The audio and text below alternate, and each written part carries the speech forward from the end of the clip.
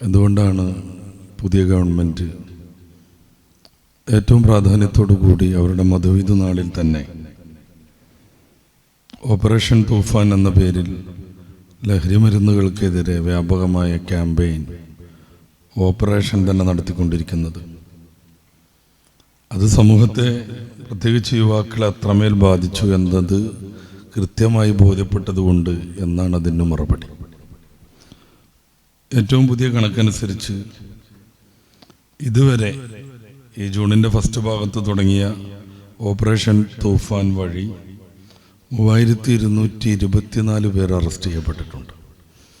ഇത് മയക്കുമരുന്നിൻ്റെ കണ്ണികളും കച്ചവടക്കാരും അത് പുറലോകത്തേക്ക് എത്തിക്കുന്നവരും വളരെ പ്രാദേശികമായി ചെറിയ ചെറിയ തോതിൽ അത് വിതരണം ചെയ്യുന്നവരടക്കം ഏകദേശം 3500 ആളുകൾ. ഇത് സംബന്ധമായി കുറേ കേസുകൾ വന്നു. കുറേയേറെ മയക്കുമരുന്നുകൾ പിടിക്കപ്പെട്ടു. അതിൻ്റെയും ചില കണക്കുകളൊക്കെ ഉണ്ട്. 315 കിലോഗ്രാം കഞ്ചാവ് ഈ ഒരു ഓപ്പറേഷൻ തൂഫാനിൻ്റെ വകയായി പിടിക്കപ്പെട്ടിട്ടുണ്ട്. പിന്നെ 1600 കിലോഗ്രാം MDMA. 1600 എന്നൊക്കെ പറയുമ്പോഴേക്ക് കുറച്ചല്ലേ ഉള്ളൂ എന്നൊന്നും ആരും വിചാരിക്കൂല എന്ന് എനിക്കറിയാം. കാരണം 2-3 തരികൾ മാത്രം, അത് പഞ്ചസാരയേക്കാൾ ചെറുത് മതി ഈ സാധനം ഒരു മനുഷ്യന് 24 മണിക്കൂർ ബോധം കെട്ട് കിടക്കാൻ. അങ്ങനെയുള്ളത് 1600 ഗ്രാം എന്ന് പറഞ്ഞാൽ വലിയൊരു കണക്കാണ്. ഇതിന് പുറമെ മറ്റുള്ള ഹഷീഷ് ഓയിൽ, ഹെറോയിൻ, നിരോധിത പുകയില ഉൽപ്പന്നങ്ങൾ, ഇങ്ങനെ തുടങ്ങി കുറേ കാര്യങ്ങൾ ഈ സീസണിൽ പോലീസ് പിടിച്ചെടുത്തിട്ടുണ്ട്. വിരോധാഭാസം എന്ന രീതിയിൽ നമുക്ക് വേണമെങ്കിൽ മനസ്സിലാക്കാം. ഒരു വശത്ത് ലഹരിക്കെതിരെയുള്ള പ്രവർത്തനം ഓപ്പറേഷൻ തൂഫാനായി നടക്കുമ്പോൾ തന്നെ വീര്യം കുറഞ്ഞ മദ്യം കേരളത്തിൽ വ്യാപകമാവാൻ സാഹചര്യം ഒരുക്കുന്നു ഗവൺമെൻറ്. അതിൻ്റെ ടാക്സ് കുറയ്ക്കും എന്നാണ് പുതിയ ബഡ്ജറ്റിൽ പ്രഖ്യാപിച്ചത്. അങ്ങനെ വരുമ്പോൾ വ്യാപകമായി അത് നമ്മുടെ കേരളത്തിൽ ഒഴുകിക്കൊണ്ടിരിക്കും. വീര്യം കുറഞ്ഞ മദ്യം ഈ സംഗതിയിലേക്ക് കടക്കാനുള്ള ഒരു വാതിലാണ്. അത് ഗവൺമെൻറ് പ്രോത്സാഹിപ്പിക്കുകയും നല്ല രീതിയിൽ കേരളത്തിൽ ലഭ്യമാവുകയും ചെയ്യുമ്പോൾ പലരും അതിലേക്ക് ആകർഷിക്കപ്പെടും. പിന്നീട് കുറച്ചുകൂടെ കഴിയുമ്പോൾ വീര്യം കൂട്ടാനുള്ള ശ്രമം തുടങ്ങിക്കൊണ്ടിരിക്കും. അത് മാറ്റാൻ ആർക്കും സാധിക്കില്ല. ഇപ്പോൾ തന്നെ പലപ്പോഴും നമ്മളൊക്കെ വായിക്കുന്നതും കേൾക്കുന്നതുമാണ് നിലവിലുള്ള ലഹരി വസ്തുക്കളൊന്നും എഫക്റ്റ് ചെയ്യാൻ പറ്റാത്ത വിധം പലരെയും ഈ ലഹരി സ്വാധീനിച്ചിരിക്കുന്നു. അപ്പോൾ നിലവിലുള്ള എന്ത് കഴിച്ചാലും അവർക്ക് അതിൻ്റെ കിറുക്ക് കിട്ടൂല. അതുകൊണ്ട് നാക്കിൽ പാമ്പിനെ കൊണ്ട് കൊത്തിക്കുന്ന കഥ പോലുമുണ്ട്.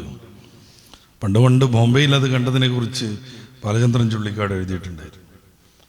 ഈ കഴിഞ്ഞ വർഷത്തിലാണെന്ന് തോന്നുന്നു കേരളത്തിൽ കോട്ടയത്തുകാരനാകുന്ന ഒരാളെ പോലീസ് അറസ്റ്റ് ചെയ്തത് അയാൾക്ക് ഈ പരിപാടി ഉണ്ടെന്നും പറഞ്ഞിട്ടായിരുന്നു. അയാളുടെ വാട്സാപ്പ് ഗ്രൂപ്പിൽ 10,000-ഓളം ആളുകളുണ്ട് എന്നും പറഞ്ഞിട്ടായിരുന്നു. അപ്പോൾ നിലവിലുള്ള ലഹരി പോരാതെ വരും എന്നത് ഇതിൻ്റെ ഒരു സ്വഭാവമാണ്. അപ്പോൾ വീര്യം കുറഞ്ഞ ലഹരി കേരളത്തിൽ വ്യാപകമായി വിതരണം ചെയ്യാനുള്ള ശ്രമവും ഒരു വശത്ത് ഗവൺമെൻറ് നടത്തിക്കൊണ്ടിരിക്കും. അതാണ് മുമ്പൊരു സമയത്ത് നമ്മൾ ഓപ്പറേഷൻ തൂഫാനെ കുറിച്ച് തന്നെ സംസാരിച്ചപ്പോൾ അതതിൻ്റെ തലത്തിൽ നടക്കുമ്പോൾ തന്നെയും അതല്ലാത്ത രീതിയിലുള്ള മദ്യത്തിനെയും മയക്കുമരുന്നിനെയും എതിരെയും ശക്തമായ പ്രവർത്തനം വേണം കേരളം 2 കാലിൽ നടക്കാനെന്ന് നമ്മൾ സൂചിപ്പിച്ചിരുന്നത്. ഞാൻ വിശദീകരിക്കാൻ ശ്രമിക്കുന്നത്, ഇനിയും കണക്കുകൾ കുറേയുണ്ട്. നമ്മുടെ കേരളത്തിൽ യുവാക്കളും എന്നല്ല യുവതികളും പണ്ട് കാലത്തൊക്കെ പുരുഷന്മാരുമായി ബന്ധപ്പെട്ട ഒരു സംഗതിയായിരുന്നു ഈ മദ്യം മയക്കുമരുന്ന് എന്നൊക്കെ പറഞ്ഞാൽ. ഇപ്പോൾ എല്ലാ വിഷയത്തിലും തുല്യത വേണമെന്ന രീതിയിലുള്ള സ്ത്രീകളുടെ മോഹത്തിൻ്റെയൊക്കെ ഫലമാവാം മദ്യത്തിൻ്റെയും മയക്കുമരുന്നിൻ്റെയും രൂപത്തിൽ വിഷയത്തിൽ സ്ത്രീകൾ വളരെയേറെ പുരോഗതിയിലാണ് ഇപ്പോൾ ഉള്ളത്.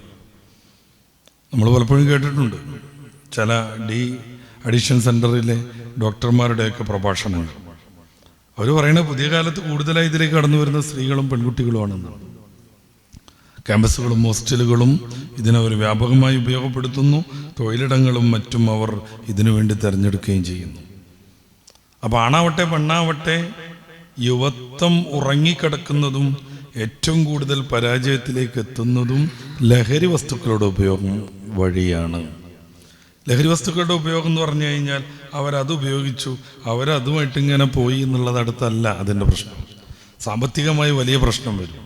അപ്പം സമ്പത്ത് കിട്ടാൻ വേണ്ടിയുള്ള പിടിച്ചുപറിയും തട്ടിപ്പും വെട്ടിപ്പും മോഷണവും ഒക്കെ നടക്കും. അതിനപ്പുറം ശരീരം വിതരണം ചെയ്യാൻ വേണ്ടി ശ്രമം നടത്തും. അത് പെണ്ണിൻ്റെ പ്രത്യേകത ഒന്നുമല്ല, ആണുങ്ങളും. നമ്മുടെ കേരളത്തിൽ ഇപ്പോൾ അത് അങ്ങനത്തെ ഒരു സംവിധാനം കൂടി വരുന്നു എന്നാണ് പറയണത്. വ്യാപകമായി വരുന്നത്ര അങ്ങനത്തെ സംവിധാനങ്ങൾ. പെണ്ണുങ്ങൾക്ക് ആവശ്യമായ കാര്യങ്ങൾ ചെയ്തു കൊടുക്കാൻ പണത്തിന് വേണ്ടി നിലകൊള്ളുന്ന പുരുഷന്മാർ. അപ്പം ആണിനും പെണ്ണിനും പണം വേണം ലഹരി ഉപയോഗിക്കാൻ. ഇത്തിരി പൈസ ഒന്നും പോരാ, നന്നായിട്ട് വേണം. അതിനുവേണ്ടി മോഷണം പോലെയുള്ള ചെറിയ തരികിടകളിലൊന്നും ഒതുങ്ങാതെ ശരീരം വിൽപ്പന വിതരണം എന്ന രീതിയിലേക്ക് പോകുന്നു. വേശ്യപ്പണി എന്ന് പറഞ്ഞുകൂടാ, ചിലപ്പോൾ കേസ് വരും. മനോഹരമായിട്ട് ഡെക്കറേഷൻ ചെയ്ത് പറയണം സെക്സ് വർക്ക്. അപ്പം മദ്യപാനം മയക്കുമരുന്ന് എന്നുള്ളത് ഒരു ചെറിയ പ്രശ്നത്തിൽ ഒതുങ്ങണതല്ല എന്നാണ്. ആരോഗ്യപരമായ വിഷയങ്ങളെക്കുറിച്ച് നമ്മൾ പറയണ്ട, ആത്മഹത്യയെക്കുറിച്ച് പറയണ്ട, അതൊക്കെ ഇതിനെ തുടർന്ന് വരുന്ന വലിയ സംഗതിയാണ്. അവൻ്റെ റസൂല് പറഞ്ഞു, മയക്കുമരുന്ന് ലഹരി എല്ലാ തിന്മയുടെയും മാതാവാണ്. എല്ലാ തിന്മയുടെയും മാതാവ്. നമ്മുടെ കേരള സാഹചര്യത്തിൽ യുവാക്കൾക്ക് ബോധം നശിക്കുകയും ജീവിതത്തെക്കുറിച്ചുള്ള ധാരണയില്ലാതെയാകുകയും എല്ലാ അർത്ഥത്തിലും പരാജയപ്പെടുകയും ചെയ്യുന്നത് വ്യാപിച്ചുകൊണ്ടിരിക്കുമ്പോൾ ഏറ്റവും കൂടുതലായി രക്ഷിതാക്കളും അധ്യാപകരും അല്ലെങ്കിൽ ഭരണകർത്താക്കളും ശ്രദ്ധിക്കേണ്ടതാണ് ലഹരിയുടെ വ്യാപനം. ഈ സിന്തറ്റിക് രാസവസ്തുക്കളൊക്കെ ഉപയോഗിച്ച് തുടങ്ങിയാൽ പിന്നെ ജീവിതത്തിൽ നിന്ന് ആ കുട്ടി നഷ്ടപ്പെട്ടു. 4 വർഷം കൊണ്ട് മരണപ്പെടുമെന്നാണ് ചില ലഹരി വസ്തുക്കളുടെ കണക്ക്. വല്ലാതെ പോയാൽ 7 വർഷം. MDMA കുറിച്ചൊക്കെ അങ്ങനെയാണ് വായിക്കാൻ പറ്റുന്നത്. ഈ 4 വർഷം വരെ ജീവിക്കുന്നു, 7 വർഷം വരെ ജീവിക്കുന്നു എന്ന് പറഞ്ഞാൽ 1-2 വർഷമാകുമ്പോഴേക്ക് 100% മാനസിക രോഗിയായിട്ടുണ്ടാവും. അക്രമവാസന തുടങ്ങും, പിടിച്ചുപറിയുണ്ടാവും, എല്ലാ പ്രശ്നങ്ങളും ഉണ്ടാവും. പിന്നെ എവിടെയാണ് ജീവിതത്തെക്കുറിച്ചും ലക്ഷ്യം നേടുന്നതിനെ കുറിച്ചും ചിന്തിക്കാൻ സമയം? തലച്ചോറ് ഉറങ്ങിക്കിടക്കുകയാണ്. അതുകൊണ്ട് പഠനം താറുമാറാകുന്നു, കുടുംബബന്ധം നശിക്കുന്നു, സാമൂഹികമായ എല്ലാ ഇടപാടുകളിൽ നിന്നും അദ്ദേഹം ഒളിച്ചോടിക്കൊണ്ടിരിക്കുന്നു, ഇങ്ങനെ മൂകരായിട്ടിരിക്കുന്നു. രോഗത്തിൻ്റെ വ്യാപനം വളരെ പ്രധാനമുള്ളത് തന്നെയാണ്. ഒരു സിറിഞ്ച് ഉപയോഗിച്ച് പലരും കുത്തിവെക്കുന്നത് വഴി എല്ലാവർക്കും ഒരു രോഗം പകർന്നുകൊണ്ടിരിക്കുന്നു, പ്രത്യേകിച്ച് എയ്ഡ്സ്. ഇതുവരെയും നേരാവണ്ണം ചികിത്സയില്ലാത്ത, മുമ്പങ്ങാണ്ട് നമ്മൾ സൂചിപ്പിച്ചതുപോലെ 10 വർഷം നീണ്ടു നിൽക്കുന്ന ഇഞ്ചിഞ്ചായ മരണം, അതാണ് എയ്ഡ്സ്. എന്തുകൊണ്ട് ഒരു സിറിഞ്ച്? വളരെ വില കൂടിയ സാധനം പല സിറിഞ്ചിലേക്ക് ഉപയോഗപ്പെടുത്തുമ്പോൾ കുറേ നഷ്ടം വരുന്നതാണ് അത് സംബന്ധമായുള്ള ആളുകൾ പറയണത്. പിന്നെന്ത് വേണം? ഒരു സിറിഞ്ചിലെടുക്കുക, എന്നാൽ പിന്നെ കുറച്ച് ഈ ഉപയോഗിക്കുമ്പോഴുള്ള നഷ്ടം വളരെ കുറയും. എന്നിട്ട് അതുകൊണ്ട് 10-20 ആളുകൾ ഗ്യാങ് ചേർന്നിട്ട് കുത്തിവെച്ചുകൊണ്ടിരിക്കുക. ഗവൺമെൻറ് എയ്ഡ്സിനെതിരെ വല്ലാതെ പ്രവർത്തനം നടത്തിയിട്ടും പരസ്യം ചെയ്തിട്ടും അതിൻ്റെ വ്യാപനത്തെക്കുറിച്ച് നന്നായിട്ട് ബോധവൽക്കരിച്ചിട്ടും എയ്ഡ്സ് കൂടിക്കൊണ്ടിരിക്കുന്നു. സമീപകാലത്ത് ഏകദേശം 19 വർഷത്തിൻ്റെ കണക്കെടുത്താൽ ഏറ്റവും കൂടുതൽ എയ്ഡ്സ് റിപ്പോർട്ട് ചെയ്യപ്പെട്ടതാണ് 2025 കൊല്ലം. പെരുമ്പാവൂർ മേഖലയിൽ ഒരാഴ്ച തന്നെ 16 കേസുകൾ പോലും റിപ്പോർട്ട് ചെയ്യപ്പെട്ടു. ഒരാഴ്ച. ഇത് പല രീതിയിൽ വ്യാപിച്ചുകൊണ്ടിരിക്കും. ഇതിലേക്ക് എത്തിച്ചേരുന്ന പ്രധാനപ്പെട്ട പ്രശ്നം മയക്കുമരുന്നിൻ്റെ ഉപയോഗമാണെന്ന് കണക്കുകൾ പറയുന്നു. ആത്മഹത്യകൾ ബാക്കി കിടക്കുന്നുണ്ട്, കൊലപാതകങ്ങളുണ്ട്, അങ്ങോട്ടൊന്നും പോകുന്നില്ല. യുവതിയും യുവാക്കളും കൃത്യമായി നശിക്കുന്ന ഏറ്റവും പ്രധാനപ്പെട്ട കാര്യം മയക്കുമരുന്നിൻ്റെ വ്യാപനമാണ്. ഗവൺമെൻറ് മനസ്സിലാക്കേണ്ടത് മയക്കുമരുന്ന് മാത്രമല്ല ഇതിൻ്റെ പ്രശ്നം എന്നുള്ളതാണ്, നേരെ മറിച്ച് എല്ലാ ലഹരിയും. അതുകൊണ്ട് ഹബീബായ റസൂൽ സല്ലല്ലാഹു അലൈഹി വസല്ലം തങ്ങൾ ഇടയില്ലാത്ത വിധം പ്രഖ്യാപിച്ചത് കുല്ലു മുസ്കിരിൻ ഹറാം. മനുഷ്യൻ്റെ മനസ്സിനെ മയക്കിക്കിടത്തുന്ന എല്ലാ ലഹരി പദാർത്ഥങ്ങളും നിഷിദ്ധമാകുന്നു. അത് പൊടിയായിട്ട് കിട്ടുന്നത് മാത്രം, അല്ലെങ്കിൽ ഗവൺമെൻറ് വിതരണം ചെയ്യാത്തത് മാത്രം, അങ്ങനൊന്നുമില്ല. കുല്ലു മുസ്കിരിൻ, എല്ലാ ലഹരി പദാർത്ഥവും. അതുകൊണ്ട് നമ്മുടെ മക്കളെക്കുറിച്ച് ആശങ്കപ്പെടണം. യുവത്വത്തെക്കുറിച്ച് നമ്മൾ വല്ലാതെ ദുഃഖത്തോടുകൂടെ ചിന്തിക്കണം. ഇത് കുറ്റപ്പെടുത്താനോ അവരെ സമൂഹത്തിൽ നിന്ന് ഒഴിവാക്കാനോ പറയണതല്ല, ചേർത്ത് നിർത്താൻ വേണ്ടിയിട്ടാണ്. അവരുടെ ബന്ധങ്ങളെക്കുറിച്ച് നന്നായിട്ട് ബോധം വേണം നമുക്ക്. ആരോടൊപ്പമാണ് കൂടി സഹവസിക്കുന്നത് എന്നതിനെക്കുറിച്ച് കൃത്യമായ ചിന്ത വേണം. ഒരൊറ്റ ദിവസത്തെ ഒരൊറ്റ പ്രാവശ്യത്തെ ഉപയോഗം കൊണ്ട് കൃത്യമായി അടിമകളായിത്തീരുന്ന മയക്കുമരുന്നുകളാണ് ഇന്ന് ഈ പോലീസ് പിടിച്ചുകൊണ്ടിരിക്കുന്നതൊക്കെ.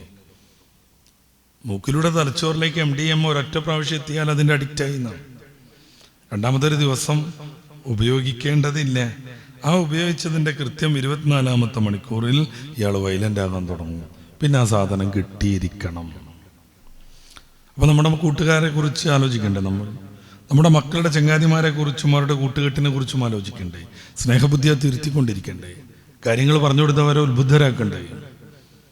ചില ആളുകളെ കൊണ്ട് 10-15 വയസ്സായി, ഇനി അവനായി അവൻ്റെ പാടായി.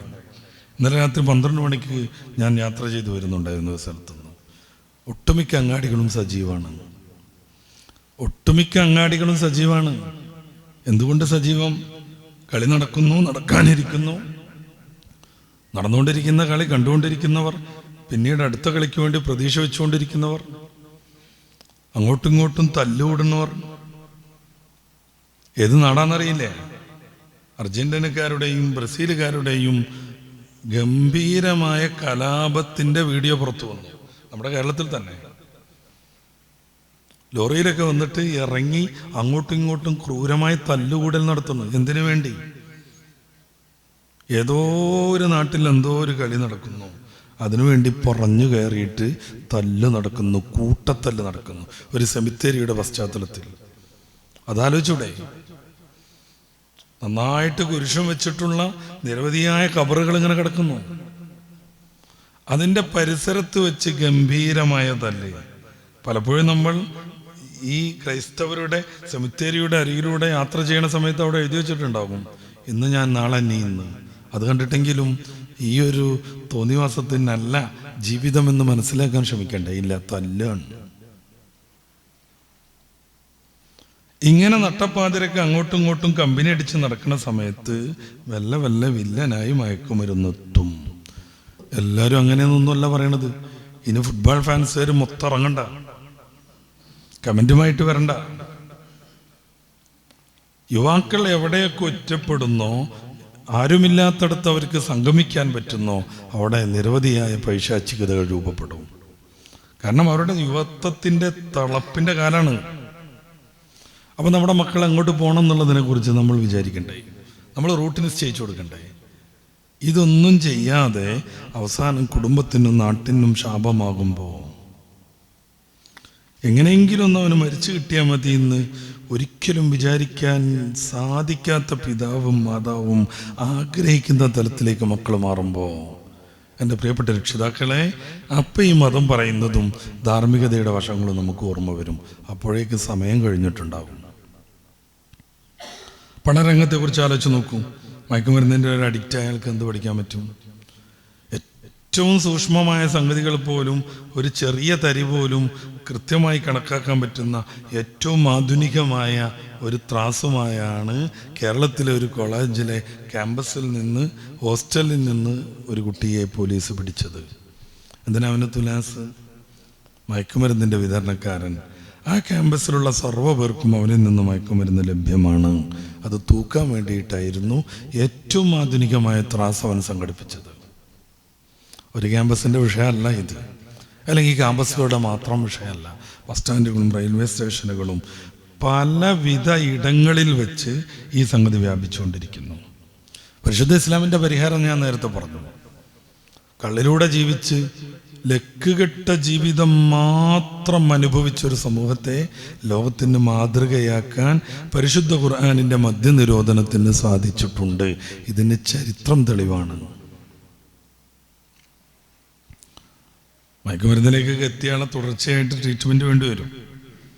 അതിനൊക്കെയുള്ള സംവിധാനങ്ങൾ കൂടെ ഗവൺമെൻറ് ഇത് സംബന്ധമായി ചെയ്യേണ്ടതുണ്ട്. കുല്ലു മുസ്കിരീൻ ഹറാം.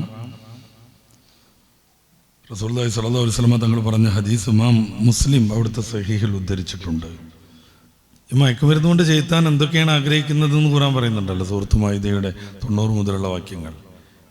നമ്മളെ തെറ്റിക്കാനും നമ്മളെ ഇബാദത്തിൽ നിന്നും ദൈവിക ചിന്തയിൽ നിന്നും മാറ്റാനുമാണ് പിശാച് ഇതുകൊണ്ട് ഉദ്ദേശിക്കുന്നത്. ഈ അള്ളാഹുവിനെ കുറിച്ചുള്ള ചിന്ത മാറുന്നതോടുകൂടെ ഈ പട്ടത്തിൻ്റെ കയറ് പൊട്ടിയ പോലെയായി മനുഷ്യൻ. പിന്നെ അതെങ്ങോട്ട് പോകണമെന്നറിയില്ല, എവിടെ പോകുന്നു എന്നറിയില്ല. അതോടുകൂടെ മനുഷ്യൻ്റെ പുരോഗതി നശിച്ചുകൊണ്ടേയിരിക്കുന്നു. നമ്മൾ ആലോചിച്ച് നോക്ക്, മതത്തിൻ്റെ ഒരു നിയന്ത്രണമായിട്ട് വേണമെങ്കിൽ പട്ടത്തിൻ്റെ കയറിനെ നമുക്ക് സങ്കല്പിക്കാം. ഈ നിയന്ത്രണത്തിലൂടെ മനുഷ്യൻ പോകുമ്പോൾ പിന്നെയും പിന്നെയും ഉയരത്തിലേക്ക് പോയിക്കൊണ്ടിരിക്കും. ഈ നിയന്ത്രണത്തിൽ മനുഷ്യൻ വിധേയനായി നിലകൊള്ളുമ്പോൾ അവന് സർവ്വ പുരോഗതിയിലേക്കും എത്തിച്ചേരാൻ പറ്റും. മതത്തിൻ്റെ ഈ ഒരു നിയന്ത്രണത്തെ കണ്ടിച്ച് ദൈവമില്ലാതെ പ്രവാചകനില്ലാതെ ഞാൻ സ്വതന്ത്രമായി ജീവിക്കുമെന്ന് വിചാരിക്കുന്നിടത്തോടുകൂടെ പരാജയം തുടങ്ങുന്നു. ആ പട്ടത്തിന് പിന്നെ മുകളിലേക്ക് പോകാൻ കഴിയില്ല, എവിടെയോ പോയിട്ട് സമൂലം നശിക്കുന്നു. ഇതാണ് ചെറുപ്പക്കാരുടെ ജീവിതത്തിലും വല്ലാതെ കടന്നു വരുന്നത്.